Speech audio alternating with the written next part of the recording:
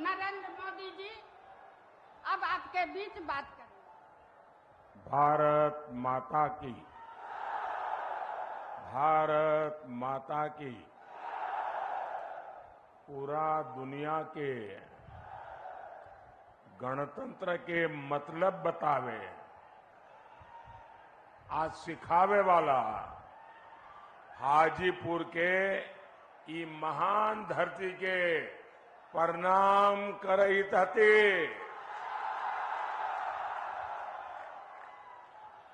आज देश में चौथे चरण के लिए मतदान हो रहा है। मेरा सभी मतदाताओं से अनुरोध है कि वो ज्यादा से ज्यादा वोटिंग करें। ये चुनाव लोकतंत्र के एक महापर्व होता है और ज्यादा मतदान इसकी शोभा और बढ़ा देता है और आपका एक एक वोट ये हमारे लोकतंत्र का गहना बन जाता है। साथियों, ये भगवान महावीर की धरती है, ये भगवान बुद्ध की धरती है, ये वो धरती है जहां लोकतंत्र की भी जड़ें हैं और ये वो धरती है वहां रामचौरा मंदिर भी है और मान्यता है कि यहां हमारे प्रभु श्री राम के चरण पड़े थे। इसलिए हाजीपुर आकर आपसे आशीर्वाद लेना मेरे लिए बहुत बड़ा सौभाग्य है। साथियों, ये पहला लोकसभा चुनाव है जब हम स्वर्गीय रामविलास पासवान जी की अनुपस्थिति में लड़ रहे हैं। रामविलास जी सामाजिक न्याय के सच्चे साधक थे और हाजीपुर के प्रति उनका लगाव, हाजीपुर के प्रति उनका समर्पण ये हमेशा हमेशा याद रहेगा। हाजीपुर के लिए उनके सपनों को पूरा करने के लिए हम सब संकल्पबद्ध हैं। साथियों, 4 जून बहुत दूर नहीं है। 4 जून को सुबह के इस समय सबकी नजर टीवी पर होगी, रेडियो पर होगी, सोशल मीडिया खंगालते होंगे और आप जो आशीर्वाद दे रहे हैं वो 4 जून को एक के बाद एक भाजपा एनडीए के विजय की ओर आगे बढ़ता जाएगा। और चुनाव के परिणाम क्या कहेंगे? चुनाव के परिणाम क्या कहेंगे? फिर एक बार, फिर एक बार, फिर एक बार एनडीए को दिया आपका वोट केंद्र में मोदी की मजबूत सरकार बनाएगा। आरजेडी, कांग्रेस या इंडिया अलायंस को तो अगर किसी ने गलती से भी बटन दबा दिया ना तो उसका वोट तो बेकार जाना जाना तय है। और बिहार के लोग तो समझदार है, वो बेकार जाने वाली चीज कभी करते ही नहीं है। और इसलिए अपना वोट सरकार बनाने के लिए दीजिए, देश बनाने के लिए दीजिए, आपके भविष्य के लिए, आपके बच्चों के उज्जवल भविष्य के लिए दीजिए। आपका वोट एनडीए को दीजिए। साथियों, बिहार के लोगों के सामर्थ्य और बिहार के लोगों की समझदारी का मैं बहुत सम्मान करता हूं, लेकिन मुझे ये देखकर दुख भी होता है कि सामाजिक न्याय के नाम पर लालटेन वालों ने बिहार में कितनी अंधेर गर्दी फैलाई। इन लोगों ने बिहार के लोगों को गरीब और अभाव में धकेल दिया, जंगल राज दिया। इन लोगों ने सबको बर्बाद किया और खुद अपने आलीशान महल खड़े कर दिए। क्या ऐसे लोग बिहार का कभी भी भला कर सकते हैं क्या? कर सकते हैं क्या? आरजेडी कांग्रेस में बिहार को आगे बढ़ाने की इच्छा शक्ति ही नहीं है। वे तो सोच रहे हैं अभी जितना समय बचा है, खुद का जितना लूट सके लूट ले। वो अपने बच्चों को सेट करने में लगे हैं, उनको आपके बच्चों की परवाह नहीं है। आप लोग यहां एक कहावत कहते हैं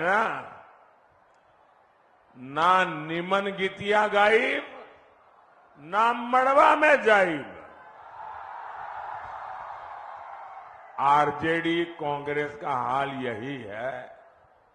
ये लोग विकास के कार्यों से भागते हैं क्योंकि उसमें मेहनत लगती है, खुद को खपाना होता है। इन लोगों के नकारे पन्ने बिहार के कई अमूल्य दशक बर्बाद किए हैं। ऐसे लोगों से हमें बिहार को बचाकर रखना है। भाई और बहनों, आरजेडी हो, कांग्रेस हो, इन दोनों पार्टियों ने अब तुष्टीकरण को अपना सबसे बड़ा राजनीतिक हथियार बनाया है।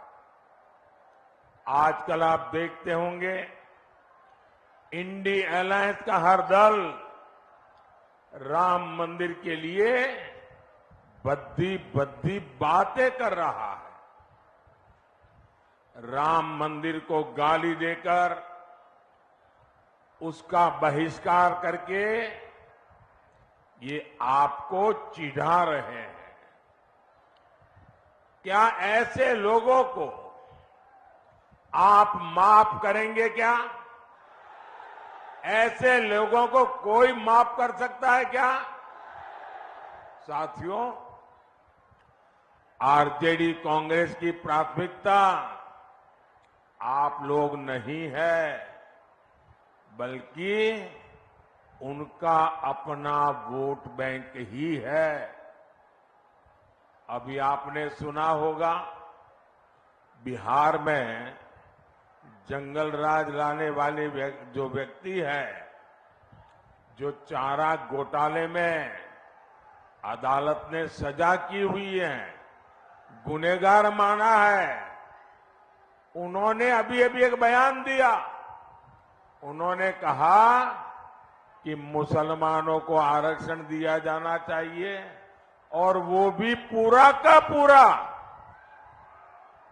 यानी दलितों, पिछड़ों, आदिवासियों को मिलने वाला पूरा आरक्षण ये अब सिर्फ मुसलमानों को देना चाहते हैं। भाइयों बहनों, मैं भी आप ही तरह अति पिछड़े समाज से आता हूं। मैं जानता हूं ऐसा सुनकर के उनकी बेचैनी कितनी बढ़ जाती है। उनको लगता है हमारा तो भविष्य डूब जाएगा। हमारे दलित भाई बहन, हमारे आदिवासी भाई बहन, हमारे पिछड़े, हमारे अति पिछड़े अगर धर्म के आधार पर आरक्षण के नाम पर उनको बाबा साहब ने जो अधिकार दिया है, संविधान ने जो अधिकार दिया है, वो अगर लूट लिया जाएगा तो इनकी तो आने वाली सारी पीढ़ियां बर्बाद हो जाएगी। लेकिन हम इन्हें न बाबा साहब की परवाह है, न इन्हें संविधान की परवाह है। क्या बिहार का दलित हो, पिछड़ा हो, आदिवासी हो, ये हमारे समाज के लोग अपना हक आरजेडी कांग्रेस वालों को छीनने देंगे क्या? छीनने देंगे क्या? और मैं आपको गारंटी देता हूं,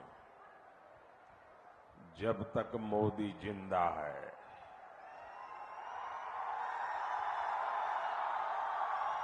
ये आपके अधिकारों पर डाका नहीं डाल सकते। ये आपके आरक्षण को छीन नहीं सकते।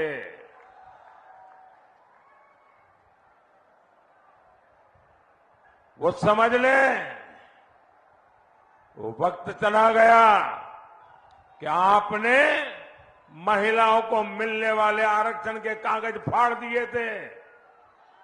आगे अगर ऐसी कोई कोशिश करेंगे तो लेने के देने पड़ जाएंगे। साथियों, ये बीजेपी है, एनडीए है, जो सामाजिक न्याय की पहरेदार है। आज देश में एससी, एसटी, ओबीसी के सबसे अधिक एमपी, सबसे अधिक एमएलए ये बीजेपी और एनडीए के हैं। केंद्रीय मंत्रिमंडल में 60% मंत्री इन्हीं वर्गों के हैं।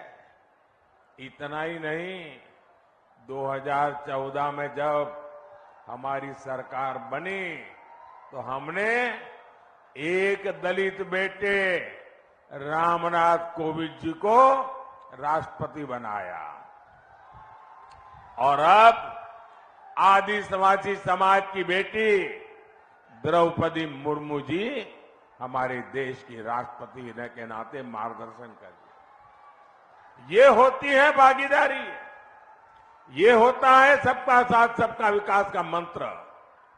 भाइयों और बहनों, कांग्रेस आरजेडी ने मिलकर बिहार की अनेक पीढ़ियों को, उनके सपनों को तबाह किया है।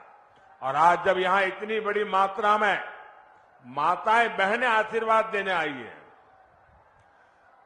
40 साल से लटका हुआ एक मामला आरजेडी वालों ने पार्लियामेंट में जिन कागजों को छीन करके फाड़ दिया था, वो मामला था इस देश की माताओं बहनों को पार्लियामेंट में, असेंबली में अधिकार देने का, आरक्षण देने का।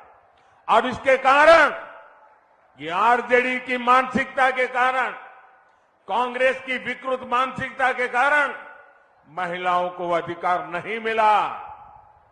ये आपका भाई, माता, ये आपका बेटा, आपने जब मुझे वहां सेवा करने के लिए भेजा ना, मैंने नई संसद बनते ही महिलाओं के लिए आरक्षण का भी काम पूरा कर दिया। ये आरजेडी वाले इसके विरोधी है। अगर ये दोबारा कोशिश की आने की तो ये भी छीन लेंगे, आप मान के चलिए। आरजेडी के राज में यहां सिर्फ अपहरण और फिरौती उद्योग ही फला फूला। हाजीपुर ने तो देखा है कैसे यहां के उद्योग धंधे सब चौपट हो गए। आरजेडी कांग्रेस ने बिहार को सिर्फ पलायन दिया, बिहार को सिर्फ तबाही दी। साथियों, मोदी विकसित बिहार, विकसित भारत के संकल्प को लेकर निकला है और मोदी का, एनडीए का ट्रैक रिकॉर्ड क्या है? हमारा ट्रैक रिकॉर्ड भ्रष्टाचारियों को खोज करके सजा देने का है। मैं देश को, आप लोगों को एक आंकड़ा देता हूं, आप लोग ध्यान से सुनेंगे आंकड़ा, ये आपको काम आएगा। ये जो टीवी पर आप नोटों के पहाड़ देखते हैं ना, ये राजनेताओं के यहां से पकड़े जाते हैं। ये गरीब का पैसा है और ये गरीब के पैसों की लूट मुझे सोने नहीं देती है भाइयों। जब केंद्र में ये आरजेडी और कांग्रेस वाले सरकार चलाते थे, तब ये ईडी जो कर रहे हैं ना, ये क्यों चिल्ला रहे हैं मैं बताता हूं। ये ईडी ने उस समय कितना रुपया जब्त किया था मैं बताऊं? उस समय उन्होंने कांग्रेस के 10 साल में सिर्फ 35 लाख रुपया जब्त किया था। पूरे देश में से 10 साल में 35 लाख रुपये, मतलब जो बच्चा स्कूल जाने का बैग लेके जाता है ना, वो बैग में आ जाए, स्कूल बैग में भर जाए, इतने 35 लाख रुपया जब्त किया था। और चोरी करने वाले चोरी कर रहे थे। मोदी ने, ये जो चोरों ने रुपया पैसा गरीबों का लूटा है, उनके यहां सर्च की। 10 साल में मोदी ने कितना रुपया जब्त किया बताऊं? मोदी ने 2200 करोड़ रुपया जब्त किया है। उन्होंने जो पैसा जब्त किया था वो स्कूल बैग में आ जाए इतना था। मोदी ने जो पैसा जब्त किया है, अगर उन पैसों को ले जाना है तो जो छोटे ट्रक आते हैं ना, 70 ट्रक लगते हैं, 70 ट्रक, 70। कहां एक स्कूल बैग वाला पैसा और कहां 70 ट्रक भर करके पैसा। और ये चोरों को नींद उड़ गई है और इसलिए मोदी को गाली दे रहे हैं। साथियों, इन लोगों ने आपको लूटकर, नौकरी के बदले जमीनें लिखवाकर दिल्ली और देश में जो जायदाद बनाई है, वो अब सब एजेंसियों ने जब्त कर ली है। और मैं आपको भरोसा, गारंटी देता हूं, जिसने गरीब से जमीन छीनी है वो बच करके नहीं जाएगा। साथियों, मोदी के सेवा काल में भारत में देश की अर्थव्यवस्था तेजी से आगे बढ़ रही है। और जब अर्थव्यवस्था आगे बढ़ती है तो उतने ही रोजगार के भी मौके पैदा होते हैं। पिछले 10 साल में बिहार में 1400 किलोमीटर नई रेल लाइनें बिछाई गई। बिहार में 400 से अधिक रेलवे फ्लाईओवर और अंडरपास बने। कोई मुझे बताइए, क्या बिना रोजगार को एक काम हुआ होगा क्या? छूमंतर करके जैसे रुपये ले जाते हैं वैसे पुलिया भी बन जाती होगी क्या?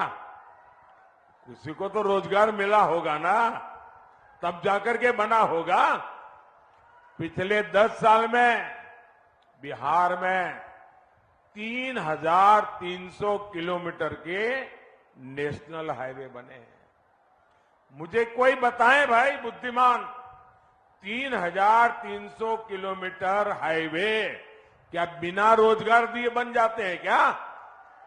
लगातार चौड़े हो रहे हाईवे हो, एक्सप्रेस हो, बिहार में खाद के कारखाने का काम हो, थर्मल पावर प्लांट हो, गंगा नदी पर बन रहे अनेकों बड़े पुल हो, पटना में मेट्रो में चल रहा कार्य हो, नेचुरल गैस का नेटवर्क हो, गांव-गांव तक उज्ज्वला की गैस पहुंचाने का नेटवर्क हो, ये सब रोजगार की गारंटी होते हैं, रोजगार की गारंटी। लेकिन जो अपने बाप दादा की कमाई खा करके जीते हैं, उनको रोजगार क्या होता है इसकी समझ तक नहीं है जी। अभी मोदी ने तय किया है कि बिहार के 90 से ज्यादा रेलवे स्टेशनों को आधुनिक बनाया जाएगा। क्या ये बिना रोजगार पैदा किया होगा क्या? पिछले 10 साल में मोदी ने देश के 4 करोड़ पक्के घर बनाकर गरीबों को दिए हैं। अकेले बिहार में ही 40 लाख पक्के घर बनवाए गए। इन घरों के लिए जो सीमेंट सरिया आया है, ईंट बालू आया है, वो भी मोहल्ले की दुकान से ही तो गया है। इन सबका लाभ बिहार के नौजवानों को ही तो हुआ है। उन्हें रोजगार के, व्यापार कारोबार के नए अवसर मिले हैं।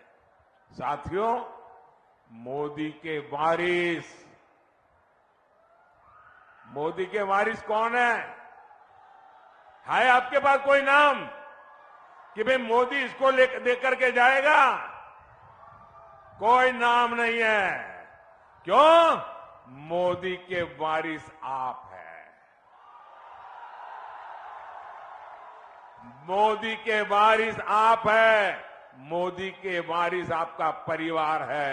मोदी के वारिस आपके बच्चे हैं। और मुझे वारिस में आपको सब कुछ दे करके जाना है। मुझे आपको सुख चैन की जिंदगी दे करके जाना है। मुझे आपको आपके बच्चों के उज्जवल भविष्य की गारंटी दे करके जाना है। मुझे आपको विकसित भारत आपके हाथ में सौंप करके जाना है। और इसलिए मैं हर कोशिश कर रहा हूं कि युवाओं के हर सपने पूरे हो, वो हर काम कर सके, अपने सारे सपनों को सिद्ध कर सके। आपको जानकर खुशी होगी, सिर्फ मुद्रा योजना में बिहार में 2.5 लाख करोड़ रुपए की मदद युवाओं को दी गई है। 2.5 लाख करोड़, और वो भी मोदी की गारंटी पर। इन युवाओं से गारंटी नहीं मांगी, उनसे उनकी संपत्ति का हिसाब नहीं मांगा। मोदी को बिहार के नौजवानों पर भरोसा है। उनको मैं रुपये दूंगा, वो डबल कर देंगे और बैंक का लोन भी वापस कर देंगे। ये मेरा भरोसा है। ये 3 लाख करोड़ रुपए यहां दलित, अति पिछड़े युवाओं को मिले, महिलाओं को मिले। इससे यहां लाखों काम शुरू हुए। यहां वैशाली सहित पूरे बिहार में टूरिज्म आधारित रोजगार की अद्भुत संभावनाएं है। यहां बुद्ध सर्किट योजना के तहत काम चल रहा है। इससे भी क्षेत्र में रोजगार के नए अवसर बनेंगे। साथियों, विकसित बिहार, विकसित भारत के लिए आपको 20 मई को ज्यादा से ज्यादा मतदान करना है। करोगे? ज्यादा से ज्यादा मतदान करोगे? पुराने रिकॉर्ड तोड़ेंगे? रामविलास को जितने वोट मिले हैं, मुझे चिराग के लिए उससे ज्यादा वोट चाहिए। रामविलास जी के आत्मा को चिराग के जीतने से शांति नहीं होगी। रामविलास को मिले वोट से ज्यादा वोट मिलेंगे तब जाकर के रामविलास जी को शांति होगी। और इसलिए इस बार जब आप वोट देंगे ना, तो एक वोट की ताकत है आपके चिराग का जीतना, और उसी वोट की आत्मा है रामविलास को श्रद्धांजलि। भाइयों बहनों, मैं चिराग के लिए इसलिए नहीं आया कि उसको मुझे जिताना है, वो तो जीतने वाला ही है। मैं यहां आया हूं रामविलास जी का कर्ज चुकाने के लिए। मेरे अनन्य साथी रहे रामविलास जी, और इसलिए मैं सामने से यहां आया हूं। मुझे मालूम है यहां का परिणाम आप लोगों ने तय कर लिया है। चिराग के प्रति मेरा प्यार इसलिए है, मैं पब्लिकली आमतौर पर बोलता नहीं, लेकिन आज बोल देता हूं। चिराग जब पहली बार पार्लियामेंट में आए तो मैं तो इतना ही जानता था रामविलास जी के बेटे हैं, लेकिन मैं देखता था उनके व्यवहार में रामविलास जी के बेटे होने का गुरूर का नामो निशान नहीं था।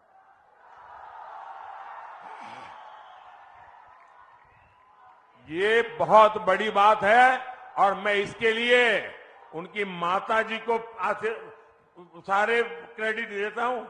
आपने इसको ऐसा संस्कार दिया, गुरूर का नामो निशान नहीं। दूसरी बात, मैंने एक बार हमारी कैबिनेट में कही थी, शायद चिराग को भी पता नहीं होगा, रामविलास जी कैबिनेट में थे। मैंने कहा कि मैं देखता हूं कि चिराग जब पार्लियामेंट चलती है वो पूरे दिन सदन में बैठता है। सॉरी, मैं जरा तूतारी कर देता हूं कि मैंने उसको बेटे की तरह देखा है, वरना वो हमारे माननीय सांसद है। पूरा समय पार्लियामेंट में वो बैठते थे 14 से 19। मैंने कैबिनेट में कहा, मैंने कहा देखिए भाई, इस बच्चे में सीखने की, जानने की इतनी लगन है, वो एक एमपी के रूप में इतना कोशिश कर रहा है सीखने की, और मैं मानता हूं एक सांसद के रूप में चिराग सफल सांसद है। आपके इस बिहार के सच्चे प्रतिनिधि है, और इसलिए आप जब चिराग को वोट देंगे ना, तो वो वोट सीधा सीधा मोदी के खाते में जाएगा। अच्छा, मेरा एक काम करेंगे, जरा सब बताइए, मेरा एक काम करेंगे। ऐसे नहीं, चिराग की बात कर रहा हूं तो बड़ा उत्साह आ जाता है, मेरी बात करता हूं ठंडे पड़ जाते हो। जरा हाथ ऊपर करके बताइए, मेरा काम करोगे? देखिए, यहां से जाने के बाद ज्यादा से ज्यादा घरों में जाइए, ज्यादा से ज्यादा परिवारों में जाइए, और जाकर के कहिए कि मोदी जी आए थे, मोदी जी ने आपको जय श्री राम कहा है, मेरा जय श्री राम पहुंचा दीजिए, मेरा जय श्री राम पहुंचा दीजिए। बोलो भारत माता की, भारत माता की, भारत माता की। बहुत बहुत धन्यवाद।